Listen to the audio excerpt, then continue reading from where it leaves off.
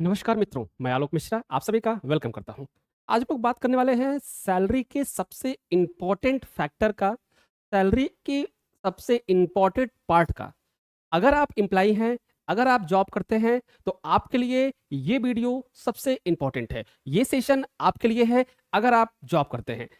हम सभी देखते हैं कि जब भी आप सभी आईटीआर फाइलिंग के लिए जाते हैं, इनकम टैक्स रिटर्न फाइलिंग के लिए जाते हैं, तो आपको जितनी भी आपकी सैलरी मिलती है, जितने भी आपका सैलरी सीटीसी आता है, टोटल उसी के हिसाब से आप कैलकुलेशन करके अपना इनकम टैक्स रिटर्न फाइल कर देते हैं। बट यहाँ पे रॉन्ग है। क्या ये सही है? उसी के बारे में आज हम समझेंगे। तो एक्चुअल में हाउस रेंट अलाउंस जिसे हम बोलते हैं एचआरए। एचआरए क्या है भाई? कंपनी जब अपनी तरफ से एम्प्लॉय को मकान या रहने के लिए कुछ सुविधा प्रोवाइड करती है, कुछ अलाउंस देती है, कुछ भत्ता देती है, तो उसी को हम बोलते हैं HRA, house rent allowance. Clear? आपने पढ़ा होगा इनकम टैक्स में, सैलरी वाले सेशन में हमने कल बात की थी कि वो इनकम जो आपके सैलरी में ऐड होती है, वो इनकम जो आपके एक्सपेंसेस हैं, वो पूरी तरीके से टैक्सेबल नहीं होता है। सैलरी के कई पार्ट होते हैं, हम लोग देखेंगे। सैलरी के जो अलाउंस मिलते हैं, भत्ते मिलते हैं, वो एक्चुअल में कुछ टैक्सेबल होते हैं, कुछ नॉन टैक्सेबल होते हैं, कुछ फुल्ली टैक्सेबल होते हैं, कुछ फुल्ली एग्जम्प्ट होते हैं। क्लियर? तो जो फुल्ली टैक्सेबल होता है, वो आपकी इनकम में ऐड होता है। ध्यान देना, वो रेमुनरेशन, वो पैसा, वो धनराशि, वो अमाउंट जो आपके इनकम में ऐड होगा, आपके सैलरी में ऐड किया जाएगा, वो फुल्ली टैक्सेबल होगा। जो आपकी इनकम में ऐड नहीं होगा, वो फुल्ली एग्जम्प्ट होगा। और वो पेमेंट जो आपके खर्चे के लिए दिया जा रहा है, आपके सुविधा के लिए दिया जा रहा है, वो एक्चुअल में 50-50 के केस में काउंट किया जाता है। तो इसी में हमारा पार्ट आता है एचआरए का, क्योंकि एचआरए सैलरी का सबसे इंपॉर्टेंट पार्ट है। तो आज हम उसी के कैलकुलेशन की बात करेंगे कि एक्चुअल में एचआरए का कैलकुलेशन कैसे किया जाता है। हम सभी जानते हैं कि जितने भी सैलरीज पर्सन हैं, सबकी अपनी एक इनकम, फिक्स इनकम होती है, जिसमें एचआरए का पार्ट सबसे इंपॉर्टेंट होता है। और आप सभी जब भी इनकम टैक्स रिटर्न फाइल करने जाते हैं, तो आप सभी लोग डायरेक्टली सीटीसी को देखकर आईटीआर फाइल कर देते हैं। हम यहाँ पर एचआरए के कुछ पार्ट को बचा सकते हैं। तो आज हमारा पूरा फोकस एचआरए के कैलकुलेशन पे रहेगा, एचआरए के कंप्लायंस पे रहेगा। कौन एचआरए का बेनिफिट ले सकता है, कौन एचआरए का बेनिफिट नहीं ले सकता है, किसको एचआरए मिलेगा, किसको एचआरए नहीं मिलेगा, कितना परसेंट एग्जम्पशन मिलता है, कितना परसेंट एग्जम्पशन नहीं मिलता है। इन सारे कैलकुलेशन के साथ आज हम उपस्थित है आपके सामने। तो चलिए स्टार्ट करते हैं। मैं आलोक मिश्रा और आज हम लोग बात करने वाले हैं हाउस रेंट अलाउंस एचआरए। चलिए, इससे पहले हम स्टार्ट करें, आप लोग लाइक और सब्सक्राइब जरूर करिएगा। चलिए आते हैं अपने सेशन पर। HRA, house rent allowance. HRA income tax act 1961, और ये न्यू रूल्स में भी अमेंडमेंट किया गया है। क्लियर? तो एचआरए का जो एग्जम्पशन होता है, वो सेक्शन 10 सब सेक्शन 13 ए के अंतर्गत काउंट किया जाता है, और रूल 2 ए के अंतर्गत इसको रखा गया है। एचआरए हाउस रेंट अलाउंस होता है। ध्यान देना, एचआरए क्या है? हाउस रेंट अलाउंस है। क्लियर? तो एचआरए का एग्जम्पशन के बारे में हम लोग समझने वाले हैं, और बहुत ध्यान से समझिएगा। चलिए, फर्स्ट स्टेप होता है कि जो कंपनी आपको एचआरए दे रही है, मतलब कि आपकी सैलरी में जो एचआरए ऐड करके आ रहा है, उसे बोलते हैं एक्चुअल एचआरए रिसीप्ट, जो आपको मिल रहा है। दूसरा केस होता है कि जो आप एक्चुअल में रेंट पे कर रहे हो। दूसरा केस क्या होता है? जो एक्चुअल में आप रेंट पे कर रहे हो। ठीक है? अब आप, ये दो चीज हो गई, एक तो जो कंपनी आपको दे रही है, दूसरा आप जो एक्चुअल में पे कर रहे हो। दो कंडीशन हो गई। अब आती है आपके डिडक्शन की कंडीशन। डिडक्शन कंडीशन क्या मीन्स कि एग्जम्पशन क्या मिलने वाला है। तो एग्जम्पशन जो मिलता है, वो तीन तरीके से एचआरए को काउंट किया जाता है। फर्स्ट एग्जम्पशन मिलता है 10% ऑफ द सैलरी। ध्यान देना, 10% ऑफ द सैलरी। और दूसरा मिलता है 50% ऑफ द सैलरी। ठीक है? 50% ऑफ द सैलरी। और तीसरा मिलता है 40% ऑफ द सैलरी। ठीक है? ये तीन तरीके के आपके डिडक्शन यहाँ पे देखने को मिलते हैं। अब सबसे इंपॉर्टेंट फैक्टर ये है, ये तीन तरीके का डिडक्शन हमें पता कैसे चलेगा कि कहाँ पे हमें 10% लगाना है, कहाँ पे हमें 50% लगाना है, और कहाँ पे हमको 40% लगाना है। ये हमको पता कैसे चलेगा? तो सबसे पहले हम बात करें कि 10% जो एचआरए एग्जम्पशन मिलता है, वो नॉर्मल सीटी के केस में मिलता है। ध्यान देना, नॉर्मल सीटी के केस में दिया जाता है। क्लियर? और जो 50% का HRA प्रोवाइड किया जाता है वो मेट्रो सिटी के केस में प्रोवाइड किया जाता है। ठीक है, मेट्रो सिटी के केस में प्रोवाइड किया जाता है। और जो 40% का केस है वो पॉपुलेशन, मतलब जहां पे 10% नहीं लगेगा वहां पे 40% लगेगा, तो ये पॉपुलेशन के हिसाब से प्रोवाइड किया जाता है। क्लियर, ये हुआ, ये केस क्लियर हुआ। अब आते हैं एक्चुअल में डिडक्शन की। अब आप समझ गए कि कहां पे आपका 10% लगेगा, कहां पे आपका 50% लगेगा और कहां पे आपका 40% लगेगा। ये हो गया कैलकुलेशन डिडक्शन जो हमको इनकम टैक्स डिपार्टमेंट ने दे रखा है। अच्छा, एक चीज और ध्यान दें, इन तीनों में अगर हम कैलकुलेशन करेंगे तो जो कम होगा, लेस देन, जो सबसे कम होगा वही एग्जम्पशन आपको दिया जाएगा। क्लियर, इनकम टैक्स का यही रूल है। मतलब कि actual receive HRA minus 10% rent paid minus 10% salary, और एक्चुअल पेड ऑफ रेंट या 50% ऑफ द सैलरी, इन तीनों में जो सबसे कम अमाउंट निकल कर आएगा उसी का एग्जम्पशन गवर्नमेंट आपको प्रोवाइड करेगी। क्लियर, ओके, यहां तक क्लियर है बात। चलिए अब आते हैं actual HRA receive, rent paid minus 10% salary, 40% of salary और 50% ऑफ द सैलरी। क्लियर, चलिए अब ये 50% क्या है, मेट्रो सिटी। मेट्रो सिटी क्या हो सकती है, मुंबई, दिल्ली, कोलकाता, चेन्नई, ये मेट्रो सिटी में आता है। क्लियर, अब अगर हमें HRA निकालना है, ध्यान दीजिएगा, हमने क्या कहा कि 10% ऑफ द सैलरी या 50% ऑफ द सैलरी। तो सबसे पहले हमको ये पता होना चाहिए सर कि एक्चुअल में सैलरी क्या है, किस किस इनकम को जोड़कर सैलरी बनती है, या सैलरी इक्वल क्या होता है।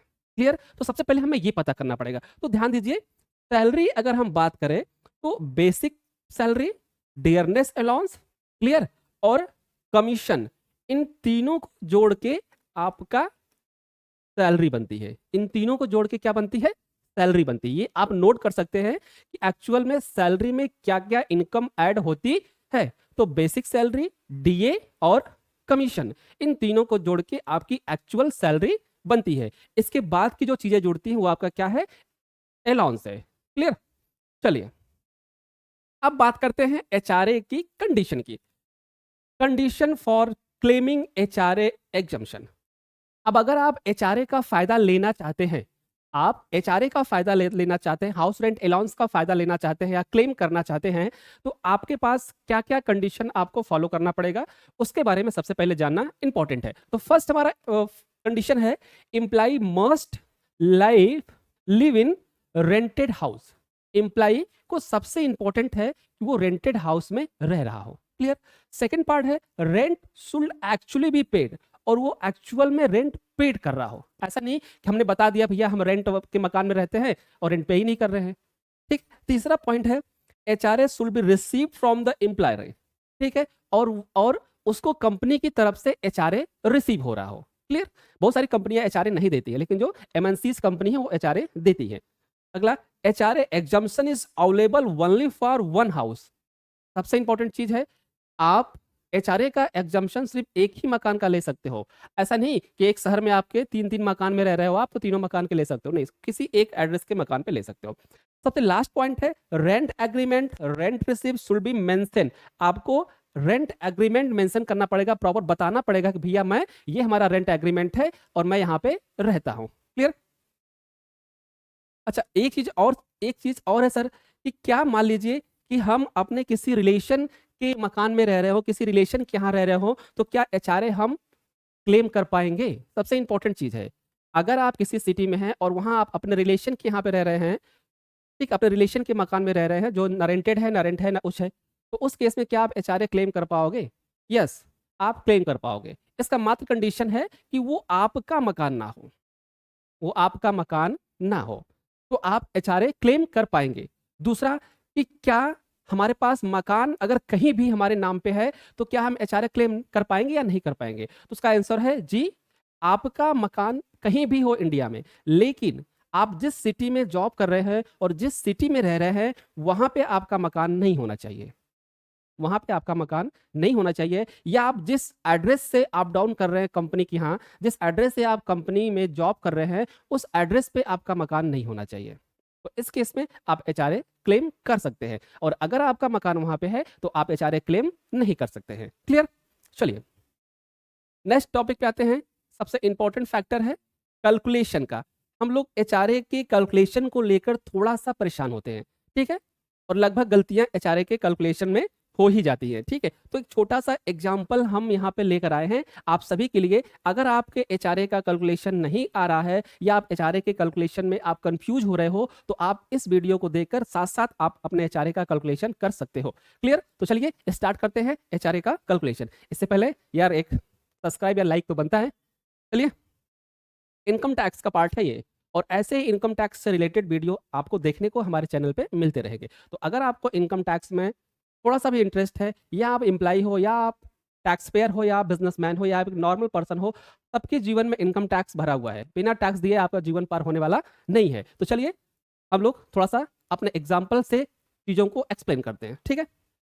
चलिए, कह रहा है कि mister G residential of Ranchi, resident of Ranchi, receive during the financial year 21-22। ठीक, ये इनका क्या है? सैलरी है। इनका बेसिक सैलरी है 4,80,000 रुपए, डियरनेस अलाउंस है 48,000 रुपए, और कह रहा है कि commission on sale, commission on sale मतलब ये मार्केटिंग एम्प्लॉय है, सेल्स मार्केट के एम्प्लॉय हैं जिनको हमेशा सेल पे कमीशन मिलता है। तो कह रहा है इस 7% का कमीशन मिलेगा, और इन्होंने बता दिया कि सेल जो इन्होंने किया था वो 9 लाख रुपए की सेल की थी, तो इस हिसाब से 63,000 रुपए की इनका कमीशन बन रहा है। अगला कह रहा है कि हाउस रेंट अलाउंस जो कंपनी दे रही है वो इनको 5,000 रुपए पर मंथ दे रही है, लेकिन ये जो रेंट पे कर रहे हैं ये 6,000 रुपए पर मंथ का रेंट पे कर रहे हैं। क्लियर? ये हमारे सामने एक एग्जाम्पल है। अगर आपका सिचुएशन मैच कर रहा हो तो आप कैलकुलेट कर सकते हैं, ठीक है। चलिए स्टार्ट करते हैं। तो जब अभी हमने ऊपर देखा कि सैलरी इक्वल क्या होता है, तो salary equal DA plus commission, basic pay DA plus commission equal to salary. तो इस सारे अमाउंट को हम क्या करेंगे? ग्रॉस सैलरी में ऐड कर देंगे। तो एक्चुअल में ग्रॉस सैलरी हमारी कितनी बन गई भैया? ग्रॉस सैलरी हमारी बन गई 5,91,000, 5,91,000, 5,91,000 हमारी ग्रॉस सैलरी मतलब कि सीटीसी निकल कर आई। अब इस सीटीसी निकल गई, अब इस पे जो ये तो सीटीसी हो गया, इससे हमारा कोई मतलब नहीं, ये बेसिक सैलरी हो गई। अब हमें करना है एचआरए का कैलकुलेशन कि हमें एचआरए कितना एग्जम्पशन मिलेगा। क्लियर? और हमने सैलरी क्यों कैलकुलेट किया? क्योंकि अभी हमें फॉर्मूला लगाना है सैलरी 10% ऑफ द सैलरी और 50% ऑफ द सैलरी, ठीक है। क्योंकि रांची में आता है, ध्यान देना, रांची, रांची कोई मेट्रो सिटी नहीं है। चलिए, तो सबसे पहले हम कंप्यूट टू एचआरए, एचआरए को कैलकुलेशन करें। पहला स्टेप सबसे ध्यान देंगे, एक्चुअल रिसीव्ड एचआरए, कंपनी की तरफ से कितना एचआरए रिसीव हो रहा है। तो कंपनी की तरफ से एचआरए रिसीव हो रहा है 5,000 रुपए पर मंथ, तो 12 महीने का होगा कितना? 60,000 रुपए। साल का कितना एचआरए मिल रहा है? 60,000 रुपए। क्लियर? अब बात करते हैं भैया, तो पहला कैलकुलेशन कहां करेंगे हम? 40% ऑफ द सैलरी, क्योंकि रांची में पॉपुलेशन की बात है तो यहाँ पे रेजिडेंट की बात है, तो 40% ऑफ द सैलरी। तो 40% सैलरी का कितना निकल के आया? 2,36,400 रुपए, 2,36,400 रुपए हम कैलकुलेशन करके लाए हैं, क्योंकि कभी कभी कैलकुलेशन में मिस्टेक हो जाता है, ठीक है, जल्दीबाजी में कैलकुलेशन गलत हो जाता है, कैलकुलेशन मिस्टेक हो जाता है, इसलिए हम यहाँ पे कैलकुलेशन पूरा लेकर आए हैं, ठीक है। तो यहाँ पे हमने क्या कर लिया? 5,91,000 का 40% निकाल लिया, तो ये हमारा 2,36,400 रुपए आ गया, ठीक है। अब कह रहा है कि second step, rent paid minus 10% salary, rent paid minus 10% salary. तो रेंट कितना पेड कर रहा है वो भैया? ध्यान देना, रेंट पेड कर रहा है 6,000 रुपए। कितना पे कर रहा है? 6,000 रुपए, ठीक है। तो 72,000 रुपए, और 10% ऑफ द सैलरी कितना होगा, ये चीज हमें ध्यान देनी है। तो 10% ऑफ द सैलरी होगा आपका 59,100 रुपए। तो माइनस एक्सेस रेंट 72,000 माइनस 59,100 रुपए, तो एक्चुअल में कितना निकल के आया? 12,900 रुपए। कितना निकल के आया? 12,900 रुपए। क्लियर? नहीं समझ में आएगा तो दोबारा हम रिपीट करेंगे।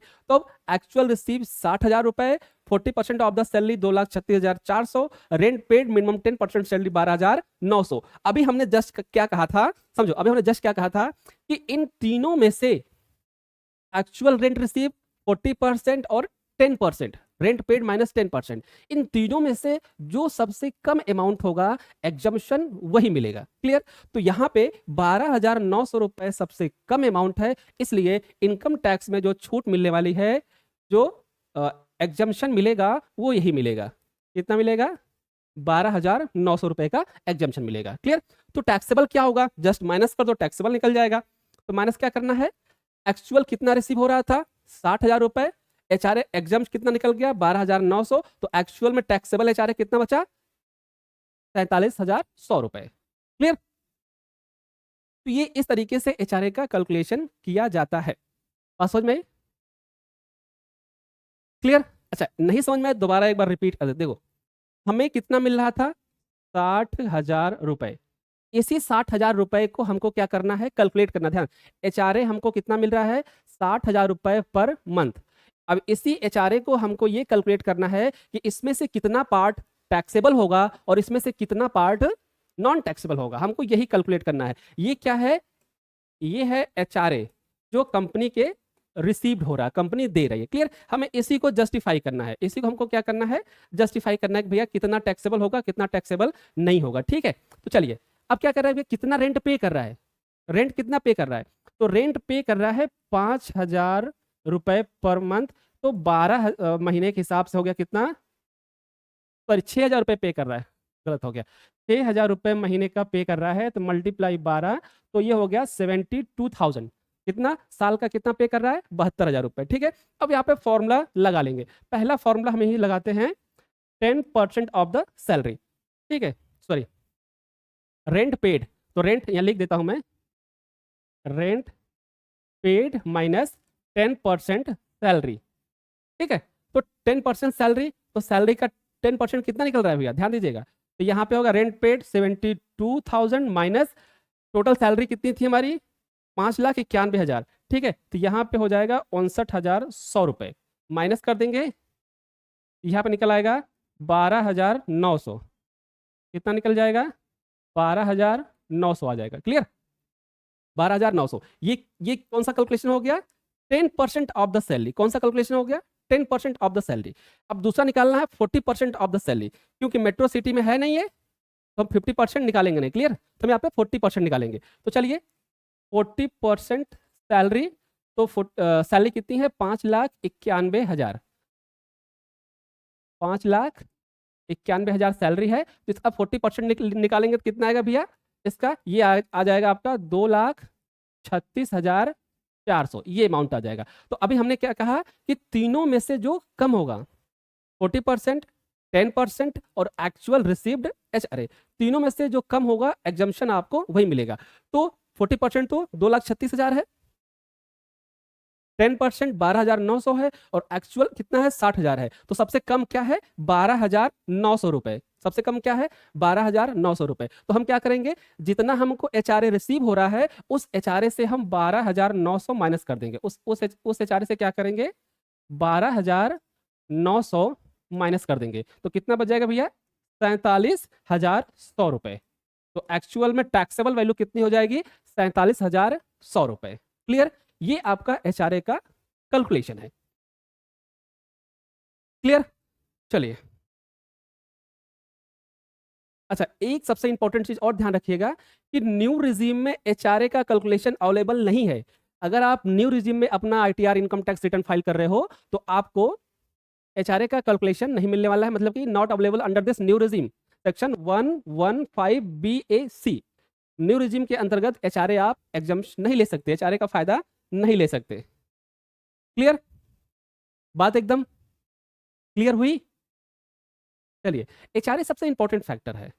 एचआरए से ही सैलरी बढ़ती है। एचआरए से ही सैलरी बढ़ती है। ठीक है? ध्यान देना।